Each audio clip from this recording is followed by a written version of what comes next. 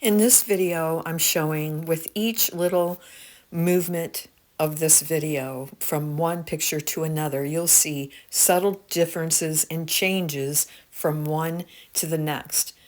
This is a process I use when I'm painting and I'm getting very close to the end result. I don't want to make big changes. I just want to make very subtle changes. So what I'll do is I will take an image of what I just created and then I'll compare it to what I did just prior, and I'll look to see if there's something more or less that I want to do to it, and continue to paint in that progression of a few strokes at a time.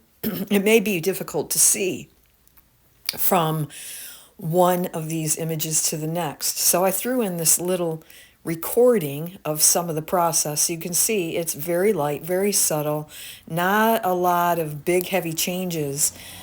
These are very subtle changes. Maybe sometimes some of them are just a stroke or two strokes before I take another photograph and then compare it to the one prior and make decisions about what I want to do next. In addition, I want to mention that this painting was created from an offloading board. And if you're not familiar with my process of offloading boards, please skim through some other videos and look for that word, offloading board. It's a wonderful practice to utilize leftover paint, to clean your brushes, to keep your paint from going down your drain, and to save you a little money too. It could be a little frugal idea too, but what I love about it is that as you're offloading your brush, sometimes something magical happens while you're painting, and something like this can emerge from it. So this was an offloading board.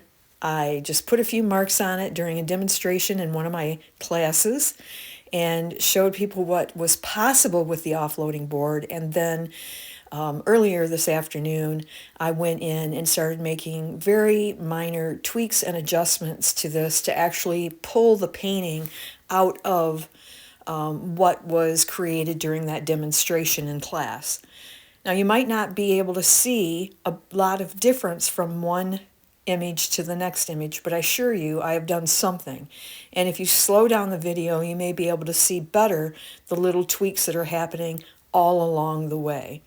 But when you get to the end of this video, the image will look quite different than it did in the beginning of this video. And if you need to, compare this last image to the first one and you'll understand more.